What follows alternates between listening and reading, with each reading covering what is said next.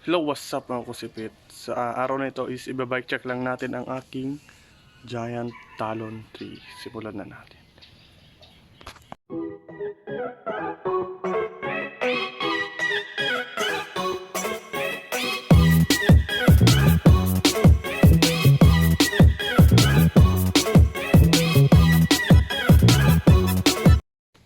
So bago pa tayo magsimula ay siguraduhin naka-like and subscribe na kayo sa aking channel para ma-notify kayo sa mga bagong video. Kaya simulan na natin. Yo!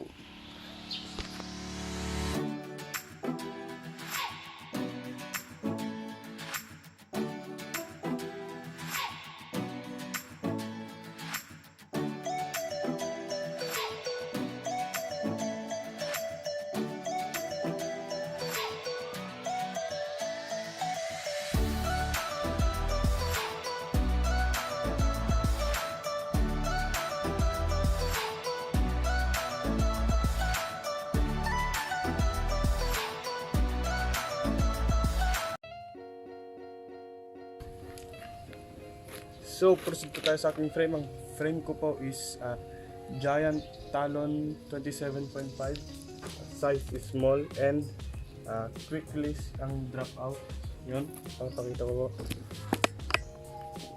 So, yan po. Quick release po ang aking drop out and hindi po siya smooth welding and non-tapered. So, yun. Ito po ang aking drivetrain is Alivio, yung crankset.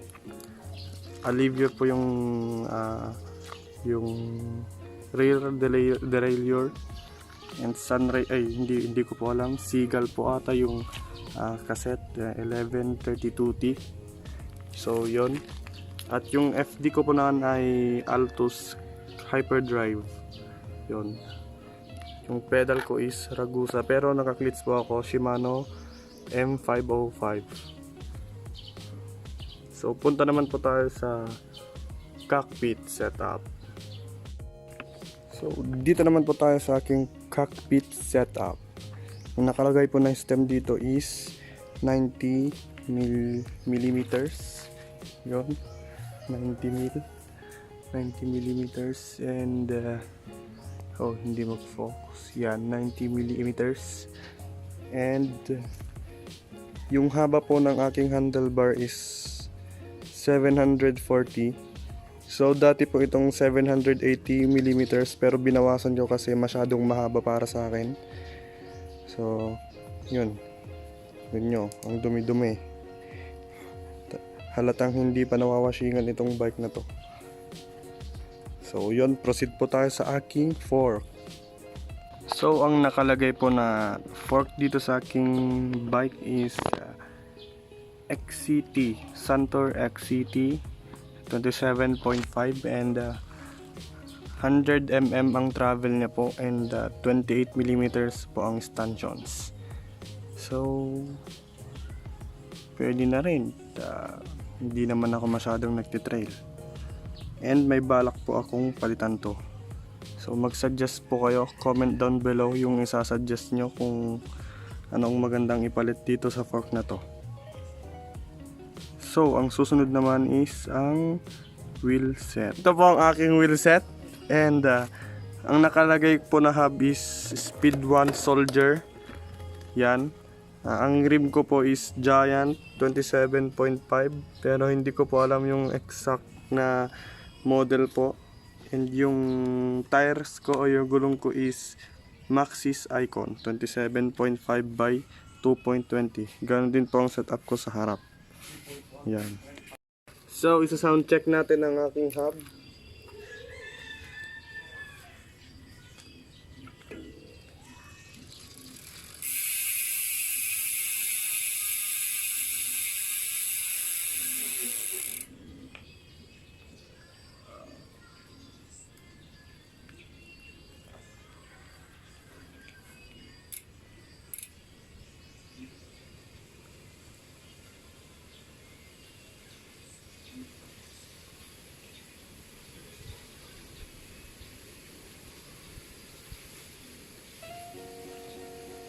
Yun po ang sound ng Speed 1 Soldier.